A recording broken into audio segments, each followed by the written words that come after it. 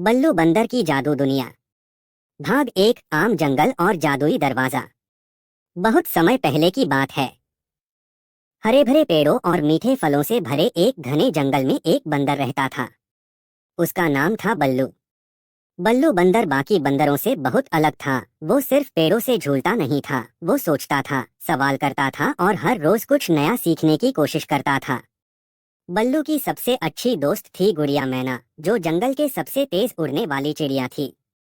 वो दोनों अक्सर साथ मिलकर नई जगहों की खोज में निकल पड़ते। एक जिज्ञासु बंदर। एक दिन बल्लू पेड़ पर बैठा बैठा सोच रहा था, क्या इस जंगल के बाहर कुछ और भी है?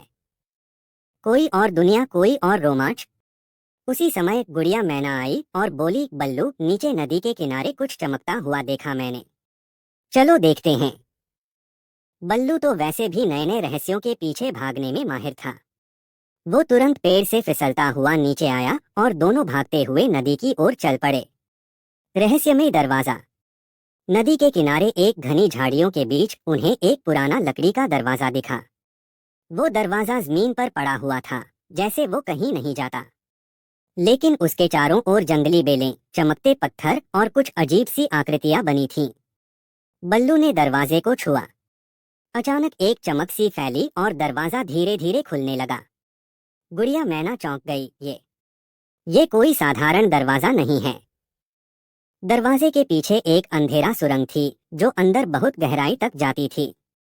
बल्लू की आंखों में चमक आ गई। ये रही मेरी जादुई दुनिया की शुरुआत। जादू की सुरंग। दोनों ने हिम्मत दिखाई और अंदर चले गए।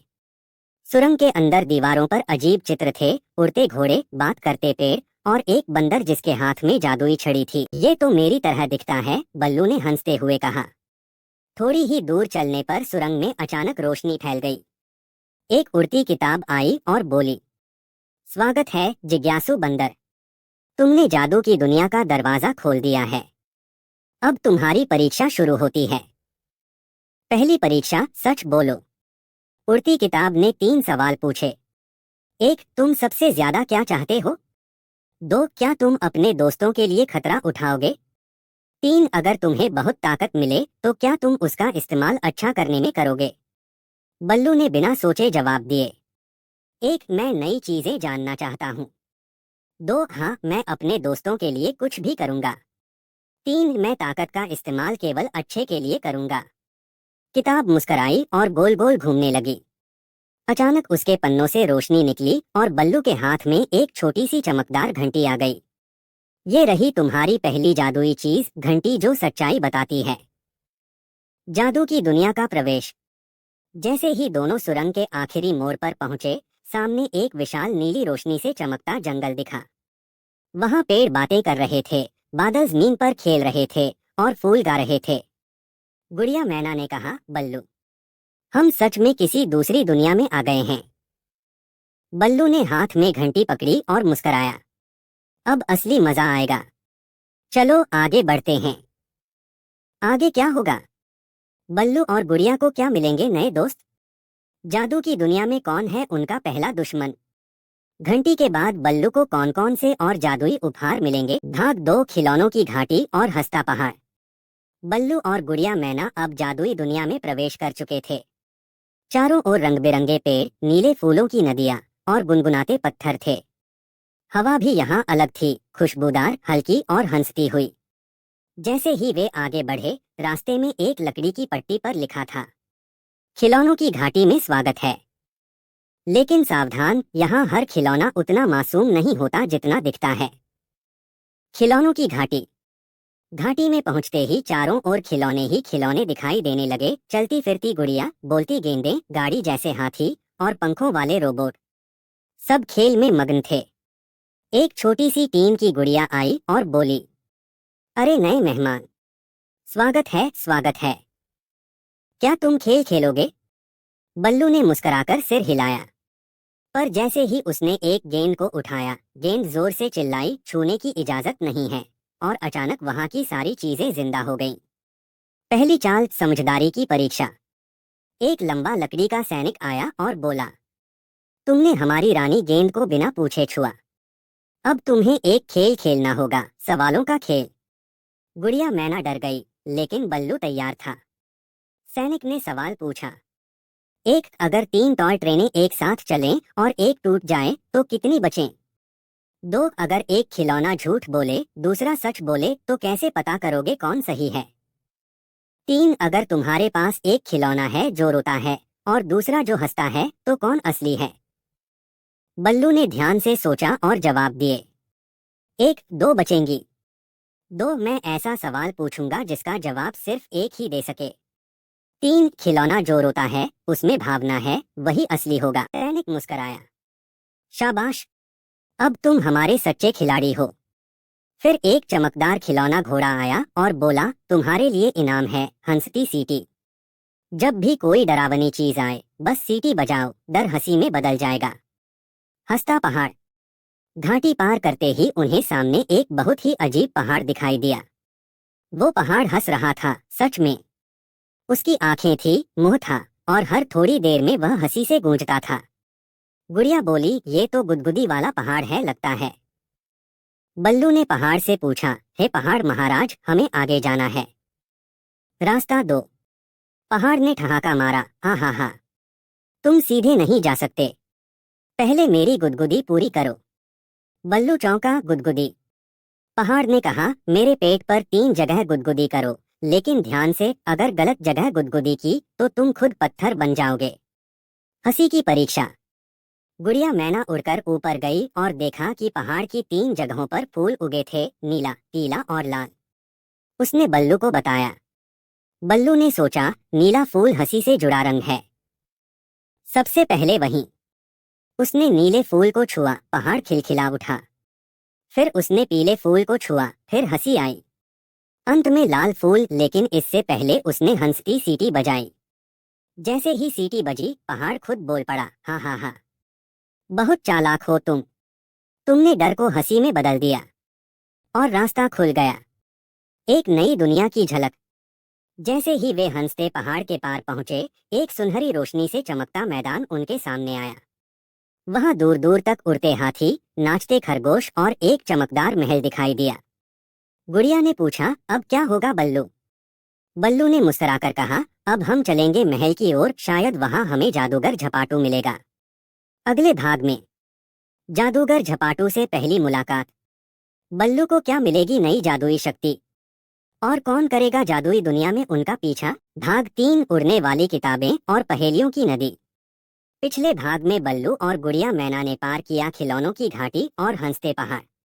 अब उनके सामने थी एक नई रहस्यमयी जमीन, जहां आसमान में उड़ती थी किताबें और जमीन पर बहती थी एक नीली पहेलियों से भरी नदी। किताबों का आसमान। जैसे ही दोनों महल की ओर बढ़े, एक बड़ा खुला मैदान आया। मैदान के ऊपर उड़ रही थीं ढेरों किताबें, कुछ छोटी, कुछ बड़ी, कुछ पुरानी तो कुछ चमचमाती नई। हर किताब से आवाजें आ रही थीं, मुझे पढ़ो, मेरे अंदर रहस्य है, पहेली सुलझाओ वरना रास्ता बंद। गुड़िया ने एक किताब को छूने की कोशिश की, लेकिन वो फुर्र से उड़ गई और बोली, सिर्फ सच्चे जिज्ञासु ही हमें पकड़ सकते हैं। बल्लू ने तुरंत अपनी सच बताने वाली घंटी बजाई। तभी एक किताब उसके सामने आकर खुल गई और बोली, बल्लू, तुम्हें आगे बढ़ने के लिए मेरी पहेली का उत्तर देना होगा। सुनो ध्यान से। पहली पहेली, जो जितना भरा उतना ही हल्का, हवा में उड़ता पर बोझ से चलता, क्या हूं मैं? बल्लू ने सोचा। गुड़िया ने सिर खुजलाया। फिर बल्लू बोला, गुब्बारा। किताब चमक उठी। सही उत्तर, अब आगे बढ़ो। तभी आसमान की 10 किताबें एक साथ जोर से बोलने लगीं, बल्लू ने पहला दरवाजा खोल दिया है। पहेलियों की नदी। अब दोनों एक नदी के किनारे पहुंचे, पर यह कोई साधारण नदी नहीं थी। इसका पानी नीला था और उसमें तैरते थे चमकते अक्षर। नदी के किनारे एक बोर्ड टंगा था, यह है पहेलियों की नदी, पार वही जाएगा जो 3 पहेलियों का उत्तर देगा। गलत उत्तर तो पानी पत्थर बना देगा। बल्लू पीछे नहीं हटा। नदी के किनारे एक बूढ़ा कछुआ बैठा था, जिसने 3 पहेलियां पूछी। पहेली 1, ना मैं जीता ना मरा, ना मैं आदमी ना भूत, रात में आता दिन में छुपता, मैं हूं कौन? बल्लू छाया। सही। पहेली 2, एक चीज जो जितना तुम लेते हो उतनी ही बड़ी होती जाती है। खाली है पर सब भर जाते हैं उससे। गुड़िया सांस। गलत। बल्लू बोला नहीं, जवाब है गड्ढा। सही। पहेली 3। 4 पाँव की सवारी, न घोड़ा न गधा, बैठो उस पर दिन भर, फिर भी कहीं नहीं जाता। बल्लू कुर्सी। सही। कछुआ मुस्कराया और बोला, बहुत खूब, तुम्हें अब नदी पार करने का अधिकार है, लेकिन इनाम भी मिलेगा। ये लो जादू की पंखों वाली टोपी, इसे पहनकर तुम कुछ देर के लिए उड़ सकते हो। बल्लू की आंखें चमक गईं। वाह, जादूगर झपाटू का महल। नदी पार करते ही सामने आया एक विशाल जादुई महल, हवा में तैरता हुआ। महल के ऊपर चमक रहा था एक नाम, झपाटू का किला। महल के गेट पर एक पहरेदार तोता बैठा था जो पगड़ी पहने हुए था। नाम बताओ और मकसद बताओ, तोता बोला। बल्लू ने मुस्कुराकर कहा, मैं हूँ बल्लू बंदर।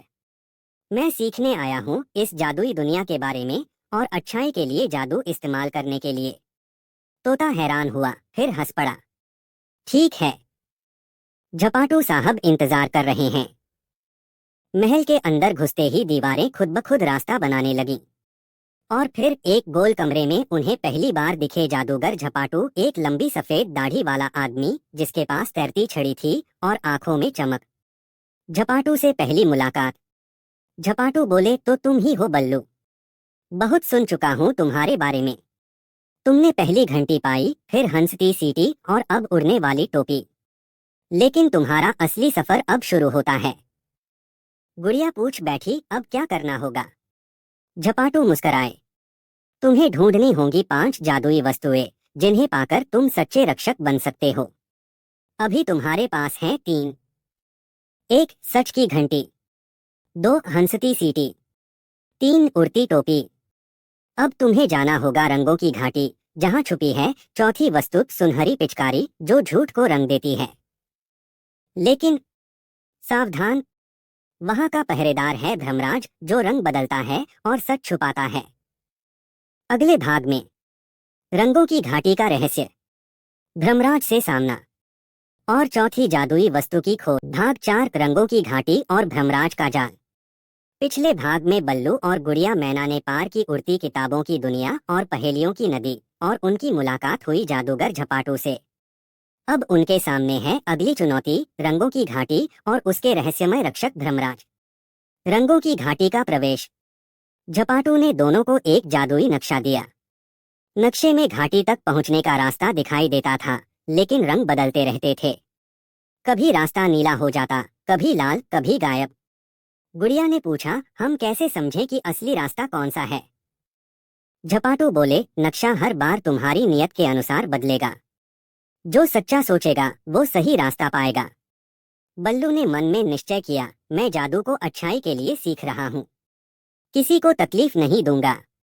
तभी नक्शे पर एक सुनहरा रास्ता स्थिर हो गया। चलो गुड़िया, बल्लू ने कहा, और दोनों चल पड़े। रंग बदलती दुनिया। रास्ते में चारों ओर पेड़ पौधे भी रंग बदलते जा रहे थे। एक पल पत्ते नीले तो दूसरे पल गुलाबी, जमीन भी छूते ही लाल हो जाती। गुड़िया ने चौंक कर कहा, लगता है हम भ्रम की दुनिया में हैं। तभी सामने से उड़ती आई एक रंगों की चिड़िया, जिसने पूछा, तुम कौन हो और सच बोल रहे हो या झूठ? बल्लू ने अपनी सच की घंटी बजाई। घंटी की आवाज सुनते ही चिड़िया मुस्कुराई। ठीक है, तुम्हें मिल सकता है पहला संकेत, लेकिन सावधान, भ्रमराज तुम्हारी प्रतीक्षा कर रहा है। और फिर वो उड़ गई, आसमान में चमकते रंग छोड़ते हुए। भ्रमराज का आगमन। जैसे ही वे घाटी के बीच पहुंचे, अचानक आसमान काला हो गया। चारों ओर रंग जैसे पिघलने लगे। तभी एक लंबा चौड़ा चमकदार चेहरे वाला प्राणी प्रकट हुआ, सिर पर ताज, आंखों में चमक और शरीर पर बदलते रंग। मैं हूँ भ्रमराज, उसकी आवाज गूंजती थी। यह मेरी दुनिया है और यहाँ जो दिखाई देता है वही नहीं होता। भ्रमराज ने एक सवाल किया, अगर मैं लाल हूँ क्या तुम मुझे हरा देख सकते हो? गुड़िया बोली, तुम्हारे रंग मायने नहीं रखते, हम तुम्हारी नियत को देखना चाहते हैं। भ्रमराज हंसा, बहुत अच्छा, लेकिन अब तुम्हें मेरे 3 भ्रमों से पार पाना होगा, तभी मैं तुम्हें सुनहरी पिचकारी दूंगा। पहला भ्रम, असली या नकली। धर्मराज ने 2 बल्लू बनाए, बिल्कुल एक जैसे। बताओ इनमें से असली कौन है? गुड़िया घबरा गई। दोनों बल्लू एक जैसे बोल रहे थे, चल रहे थे, हंस रहे थे।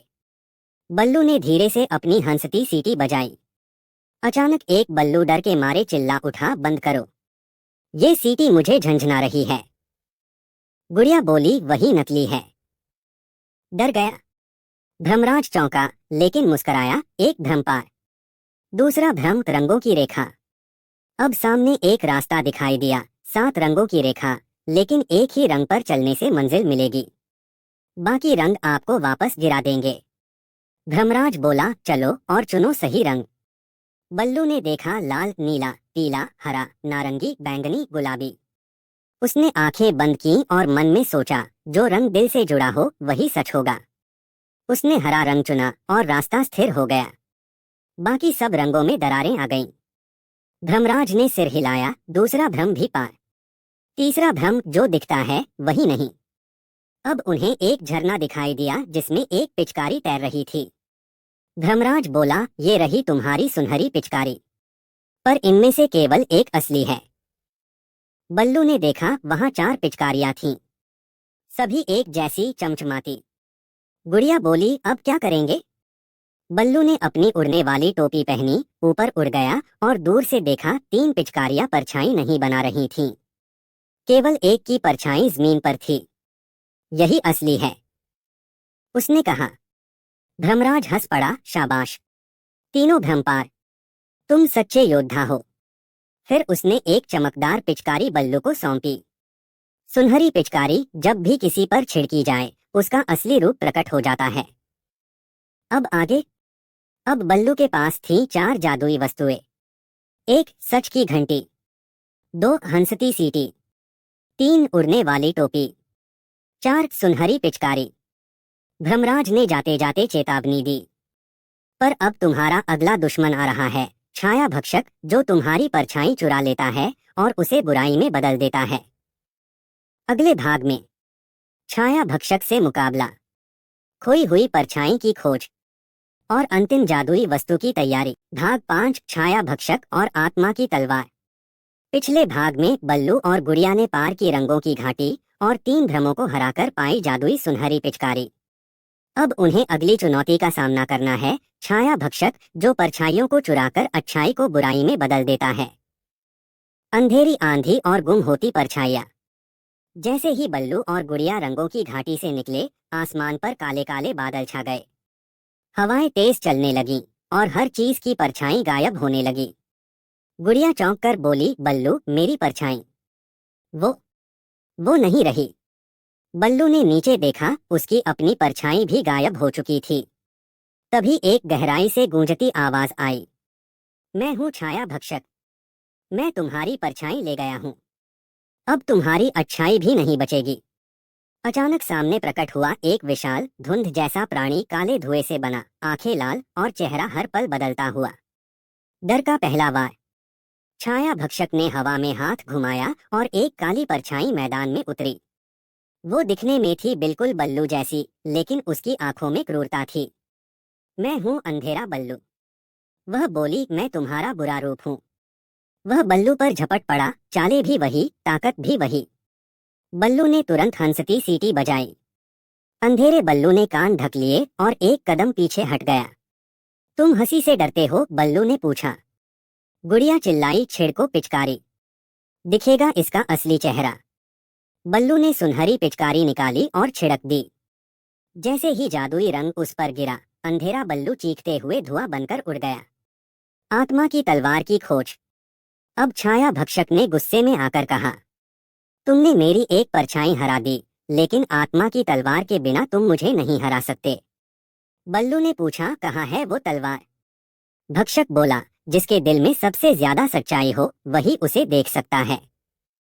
गुड़िया बोली, चलो सच्चाई की तलाश करें। वो दोनों एक वीरान मैदान में पहुंचे, जहां जमीन पर सिर्फ पत्थर थे।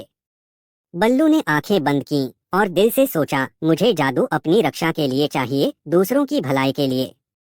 तभी एक पत्थर कांपने लगा और उसके नीचे से निकली एक चमकती हुई तलवार, आत्मा की तलवार, जो पारदर्शी थी और उसमें रंग बदलते थे। बल्लू ने तलवार उठाई, उसका दिल धड़कने लगा। तलवार ने खुद बल्लू के हाथ को थाम लिया। अंतिम युद्ध, छाया बनाम आत्मा। छाया भक्षक गर्जा, अब तुम मेरे गुस्से को नहीं रोक सकते। बल्लू ने तलवार को ऊपर उठाया, उसमें से एक प्रकाश निकला और भक्षक के चारों ओर घेरा बना लिया। भक्षक ने फिर से कई नकली परछाइयां भेजी, गुड़िया की, बल्लू की, झपाटू की। गुड़िया बोली, ये सब नकली हैं, इनकी सच्चाई उजागर करो। बल्लू ने सच की घंटी बजाई, नकली परछाइयां जलने लगीं। अब बचा केवल छाया भक्षक। बल्लू ने आत्मा की तलवार से वार किया, लेकिन भक्षक हर बार खुद को धुआं बनाकर बच गया। तुम मुझे नहीं मार सकते, मैं हर डर में हूं, हर धोखे में, भक्षक चिल्लाया। बल्लू ने कहा, तो मैं डर को नहीं, सच्चाई को जीताऊंगा। उसने तलवार जमीन में गाड़ दी और सभी जादुई वस्तुएं, सीटी, घंटी, टोपी, पिचकारी, तलवार को छूने लगीं। अचानक तलवार से सफेद प्रकाश निकला और भक्षक की चीख गूंजी, नहीं, ये तो सच्चाई का तेज है, मैं नहीं सह सकता। और भक्षक भस्म हो गया। परछाइयों की वापसी और एक नया मार्ग। तुरंत सबकी परछाइयां लौट आईं। धरती पर धूप फैली और हवाओं में एक शांति सी आ गई। गुड़िया ने देखा, बल्लू की परछाई अब सुनहरी हो गई थी। ये क्या? उसने पूछा। बल्लू बोला, शायद अब मैं पूरी तरह जादुई योद्धा बन गया हूँ। जैसे ही उन्होंने आगे कदम बढ़ाया, जमीन पर अचानक एक नया दरवाजा उभरा, उस पर लिखा था, अब समय है अंतिम परीक्षा का, प्रवेश करो जादू की गहराइयों में। अगले भाग में, जादू की गहराइयों में प्रवेश, आत्मा और इच्छा की परीक्षा, और बल्लू को मिलेगा जादू का मुकुट। भाग 6, जादू की गहराई और अंतिम परीक्षा। पिछले भाग में बल्लू ने छाया भक्षक को हराकर पाया आत्मा की तलवार और अपनी परछाई वापस पाई। अब उसके सामने है जादू की दुनिया की सबसे कठिन चुनौती, अंतिम परीक्षा, जिसके बाद उसे मिलेगा जादू का मुकुट, परंतु उसका मूल्य बहुत बड़ा होगा। रहस्यमय द्वार और नीचे की सीढ़ियां। जैसे ही बल्लू और गुड़िया मैना ने वह चमकता हुआ द्वार पार किया, वे पहुंचे एक गोल घुमावदार सीढ़ी पर जो धरती के नीचे कहीं बहुत गहराई तक जा रही थी। गुड़िया ने पूछा, यह जादू की गहराई कैसी होगी? बल्लू ने आत्मा की तलवार थामी और बोला, यह हमारे आत्मा की परख है। डर, लालच और मोह तीनों से गुजरना होगा। जैसे ही उन्होंने पहला कदम नीचे रखा, सीढ़ियां खुद ब खुद चमकने लगीं और एक रहस्यमय संगीत बजने लगा। पहली परत, डर की गुफा। एक गुफा में चारों ओर अंधेरा था। बल्लू और गुड़िया जैसे ही अंदर गए, सामने उनकी सबसे बड़ी आशंकाएं प्रकट हो गईं। बल्लू को दिखा एक बूढ़ा बंदर, अकेला, बिना किसी दोस्त या जादू के, जंगल में भटक रहा है। क्या यही मेरा भविष्य है? बल्लू कांप गया। गुड़िया को दिखा वह उड़ नहीं पा रही थी, उसके पंख गिर चुके थे। गुफा में आवाज आई, तुम्हारे डर ही तुम्हारे सबसे बड़े शत्रु हैं। क्या तुम इन्हें स्वीकार कर सकते हो बिना भागे? बल्लू ने अपनी परछाई को देखा और कहा, हाँ, मैं असफलता से डरता हूँ, लेकिन मैं लड़ूंगा। गुड़िया बोली, मैं अपनी उड़ान खुद बनाऊंगी। तभी डर के दृश्य गायब हो गए और रास्ता खुल गया। दूसरी परत, लालच का मैदान। अब वे पहुंचे एक मैदान में जहां जमीन पर ढेरों खजाने, ताज, महल और मिठाइयां बिखरे थे। एक सोने की मूर्ति ने कहा, तुम ये सब ले सकते हो, बस पीछे मत देखना। मुकुट तुम्हें मिल जाएगा बिना परीक्षा के। गुड़िया थोड़ी डगमगाई, इतनी मिठाइयाँ और बिना खतरे के मुकुट? लेकिन बल्लू ने पूछा, मुकुट अगर बिना अच्छाई के मिला तो उसका क्या मूल्य? वह आगे बढ़ा और सभी लालच खुद जलने लगे। मैदान उजला हो गया। तीसरी परत, मोह की झील। एक नीली झील थी जिसमें अतीत के दृश्य चमक रहे थे। बल्लू ने झील में देखा माँ की गोद, पुराने दोस्त, मस्ती, झूले, पेड़ों पर कूदना। गुड़िया ने कहा, बल्लू, क्या वापस न चलें? वहां सब था।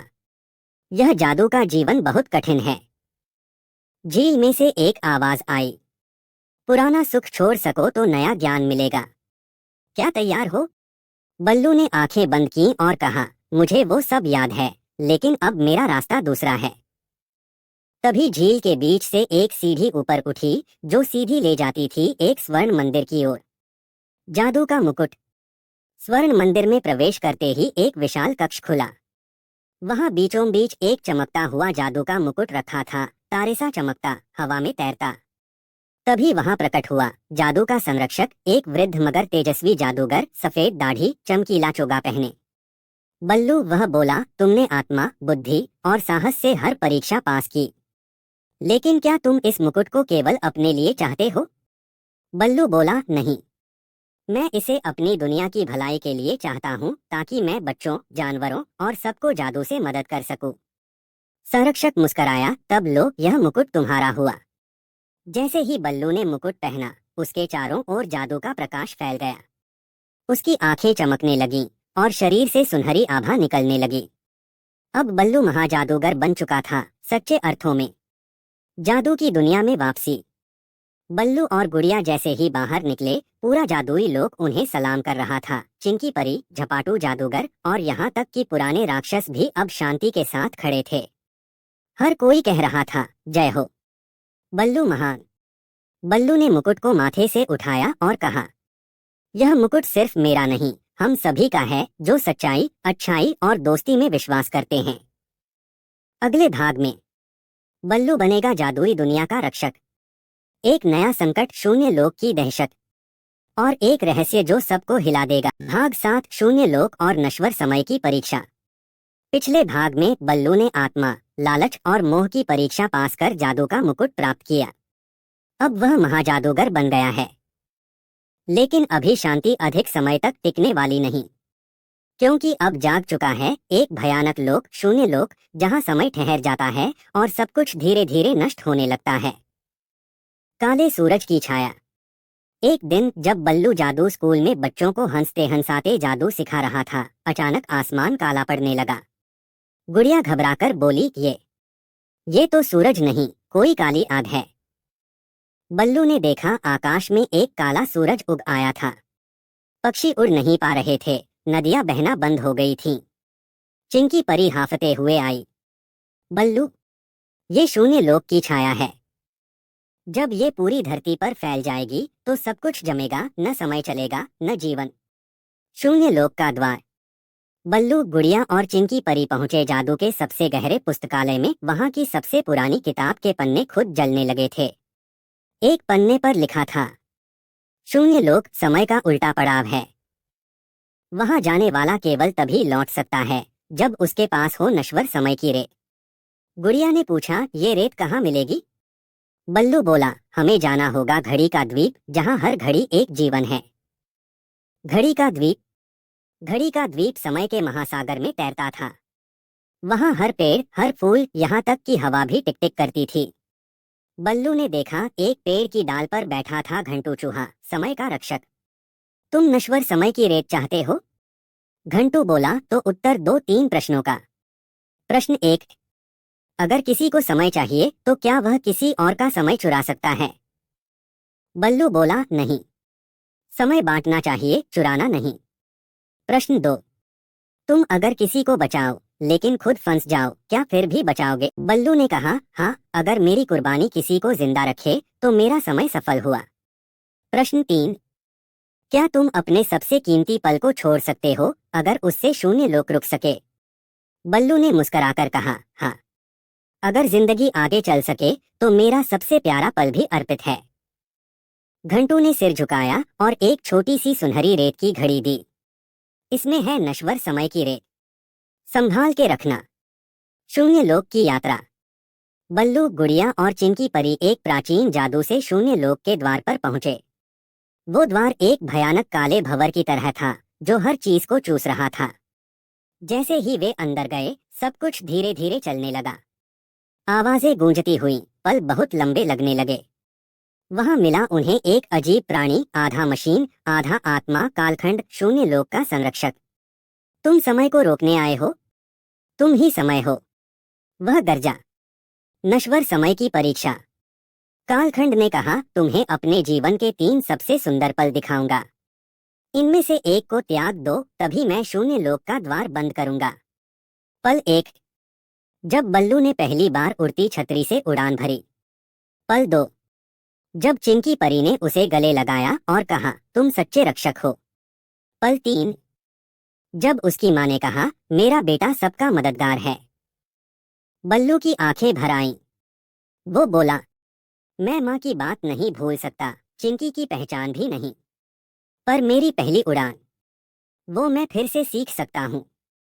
बल्लू ने पहली उड़ान वाला पल त्याग दिया। घड़ी से रेत निकली और शून्य लोक का द्वार बंद हो गया। काला सूरज पिघलकर रोशनी में बदल गया। दुनिया में समय बहाल। धरती पर जीवन फिर बहने लगा। नदियाँ, हवा, पक्षी सब मुस्कुराने लगे।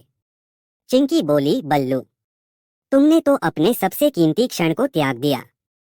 बल्लू मुस्कुराया, सच्चा जादू है जब तुम दूसरों की जिंदगी की घड़ी फिर से चलाओ। बल्लू बना काल रक्षक। जादुई परिषद ने बल्लू को नया नाम दिया, काल रक्षक बल्लू, जो समय की रक्षा करता है और उसे बांटता है। अब उसकी घड़ी में सिर्फ समय नहीं, जादू और करुणा भी थी। अगले भाग में एक नया खतरा, भावनाओं का राक्षस रावंत और बल्लू की अगली परीक्षा, दिल की गहराई और ईर्ष्या की आंधी। भाग 8, दिल की गहराई और रावंत का भावनात्मक जाल। पिछले भाग में बल्लू ने समय की सबसे कठिन परीक्षा पास कर काल रक्षक का सम्मान पाया, पर अब सामने है एक अदृश्य और खतरनाक दुश्मन, भावनाओं से खेलने वाला एक राक्षस जिसका नाम है रावंत। उसका हथियार है मन की कमजोरी, जलन और ईर्ष्या। ईर्ष्या की पहली लहर। बल्लू एक दिन जब जादुई बच्चों को नया पाठ सिखा रहा था, तभी एक छोटा बच्चा निम्मू गुस्से में चीखने लगा, मैं क्यों नहीं उड़ सकता? क्यों सब बल्लू को ही पसंद करते हैं? गुड़िया मैना ने कहा, यह बच्चा तो बहुत प्यारा है, पर अचानक इतना गुस्सा क्यों आ रहा है? तभी आकाश में एक काली लहर दौड़ गई, हवा भारी हो गई, फूल मुरझाने लगे और परछाइयां गहरे होने लगीं। चिंकी परी बोली, ये रावंत का काम है, वह बच्चों की भावनाओं को घुमा रहा है। हमें जल्दी कुछ करना होगा। भावनाओं का महल। बल्लू और उसके साथी पहुंचे भावनाओं का महल, जो हर पल रंग बदलता था, कभी लाल, क्रोध, कभी नीला, दुख, कभी काला, ईर्ष्या। महल के द्वार पर लिखा था, जो अपने दिल की सच्चाई को पहचान पाए वही भीतर जा सके। बल्लू ने अपनी हथेली दिल पर रखी और बोला, मुझे डर भी लगता है, कभी जलन भी होती है, पर मैं उन्हें स्वीकारता हूँ। तुरंत महल का द्वार खुल गया। रावंत का जाल। महल के अंदर एक गहरी आवाज गूंजी, तो आ गए मेरे जाल में? मैं हूँ रावंत, भावनाओं का राजा। मैं तुम्हारे दिल से खेलूंगा, बल्लू।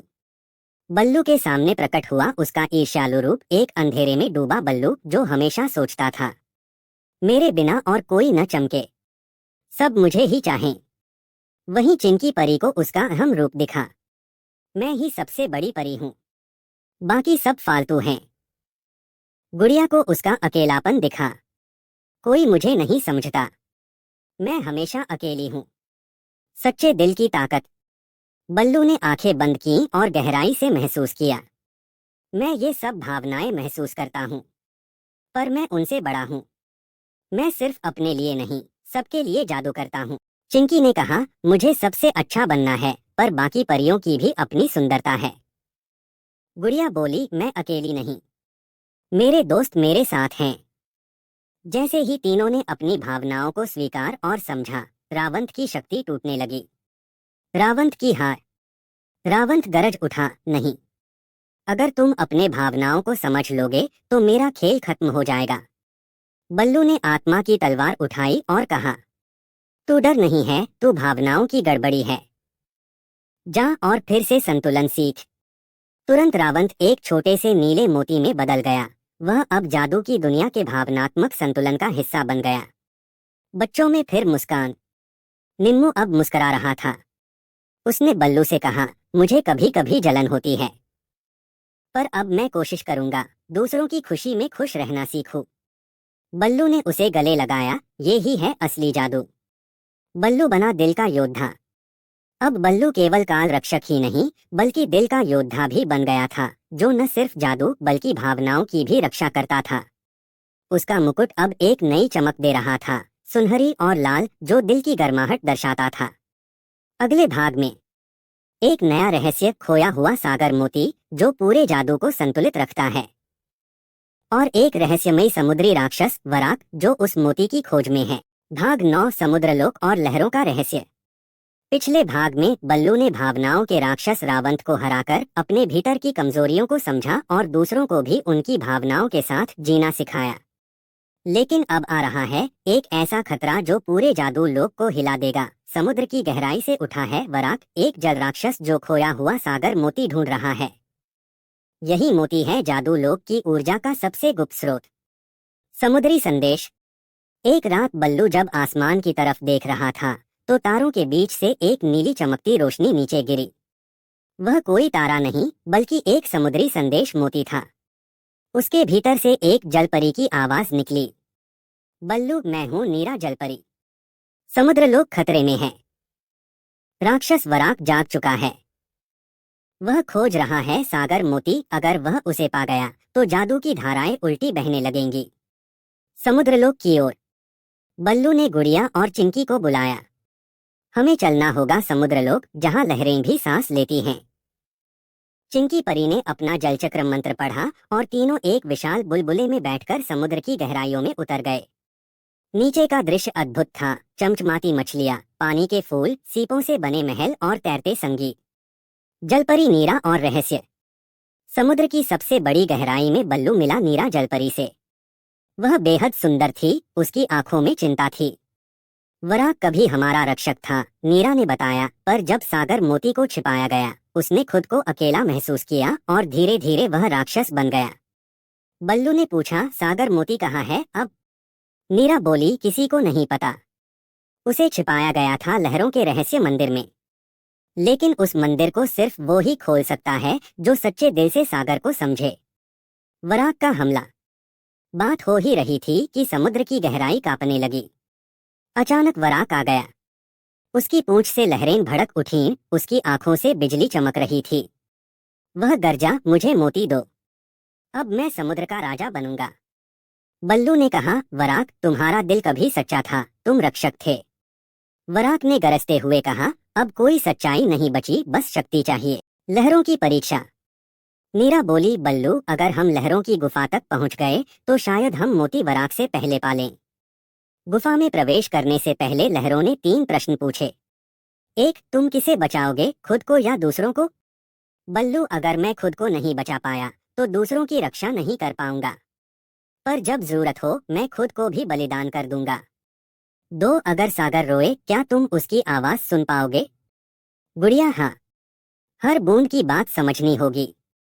3, क्या तुम बिना कुछ पाए सब कुछ दे सकते हो? चिंकी, अगर वो किसी की मुस्कान लौटा सके तो हाँ। तुरंत रास्ता खुला और सामने था सागर मोती। अंतिम टक्कर।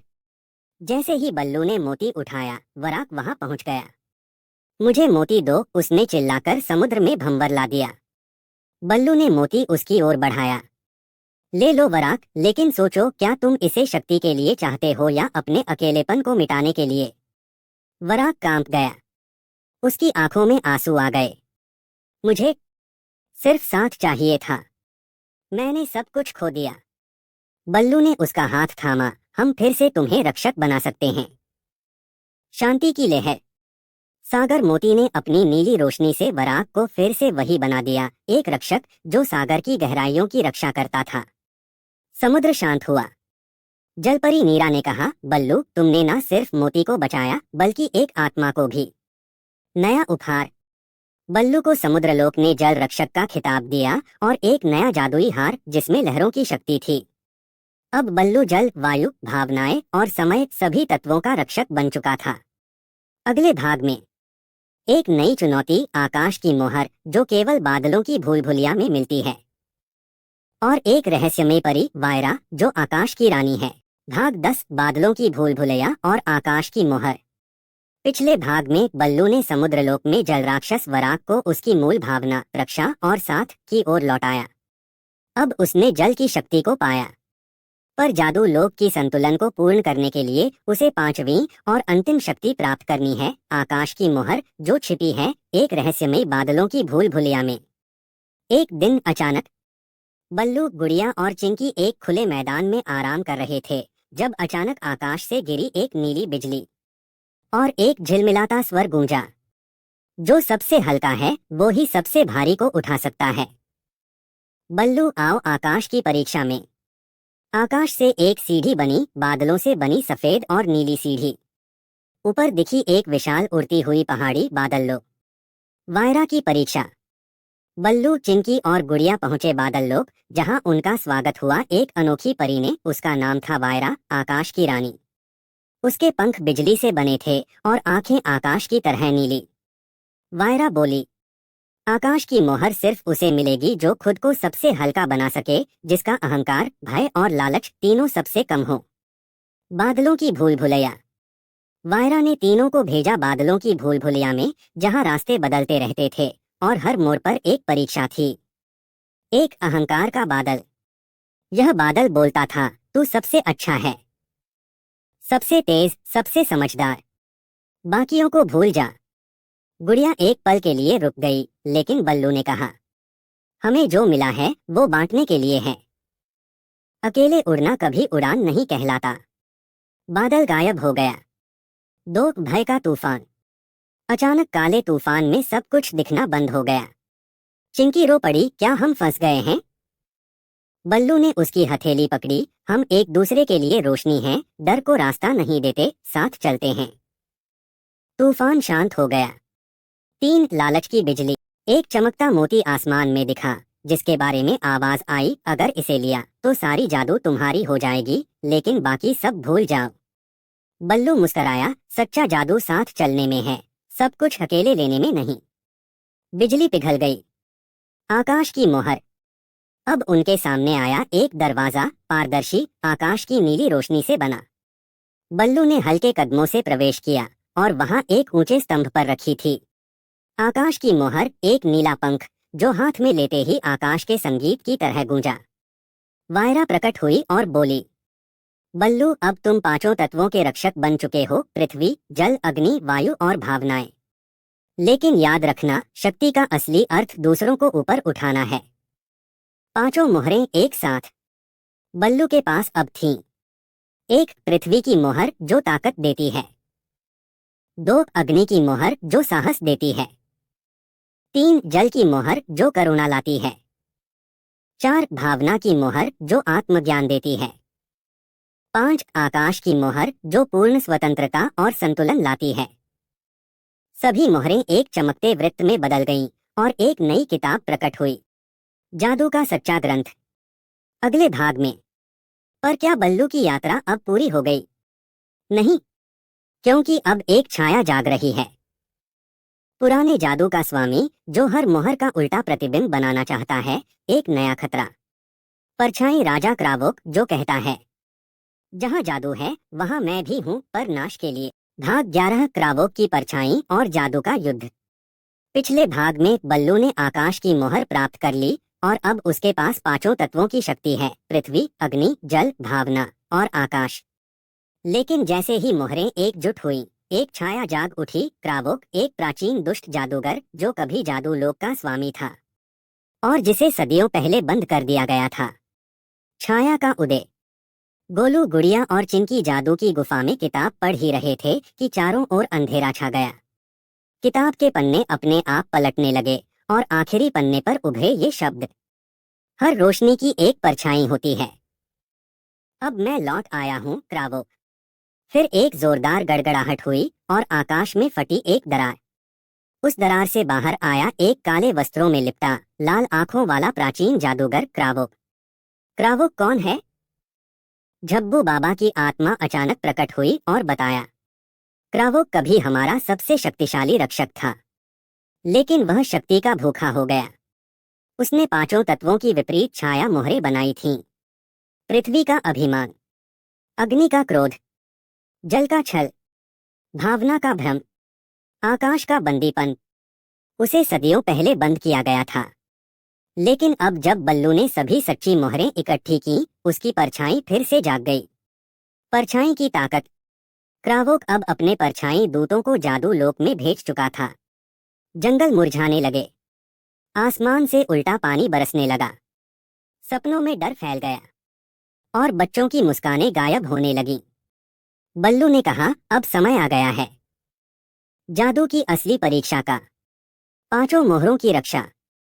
बल्लू ने सभी मोहरों को सुरक्षित करने के लिए उन्हें 5 दिशाओं में बांट दिया। एक पृथ्वी की मोहर चिंकी को, 2 अग्नि की मोहर गुड़िया को, 3 जल की मोहर जलपरी नीरा को, 4 भावना की मोहर झब्बू बाबा की आत्मा को, 5 आकाश की मोहर खुद रखी अपने पास। हर मोहर की एक रक्षा टीम बनी। लेकिन क्रावोक चालाक था, वह बल्लू के सपनों में आकर फुसलाने लगा। तुमने सब कुछ किया, लेकिन क्या तुम्हें मिला कुछ? सबके लिए दौड़ते रहो और अंत में अकेले रह जाओगे। बल्लू डगमगाया, पर फिर उसे अपने दोस्तों की आंखें याद आईं, जिनमें भरोसा और प्रेम था। पहला टकराव। क्रावोक खुद पहुंचा नीली झील, जहां जल की मोहर थी, लेकिन जलपरी नीरा और बल्लू मिलकर डटे रहे। क्रावोक ने पानी को जहर बना दिया, लेकिन बल्लू ने जल की मोहर से शुद्धता की लहर चलाकर झील को बचाया। क्रावोक बोला, एक मोहर बचा ली, पर मैं हर मोहर का प्रतिबिंब बनाकर लाऊंगा। परछाई की किताब। चिंकी ने कहा, अगर क्रावोक के पास अपनी परछाई मोहरें हैं, तो क्या कहीं उसकी भी कोई किताब है?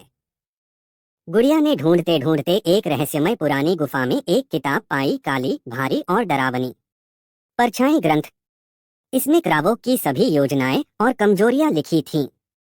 क्रावोक की कमजोरी। झब्बू बाबा की आत्मा बोली, क्रावोक को सिर्फ एक चीज से हराया जा सकता है, विस्मरण की रोशनी, एक ऐसी रोशनी जो उसे खुद की बुरी यादें भुला दे। पर वो रोशनी जगेगी एक सच्चे बलिदान से। अंत की ओर पहला कदम।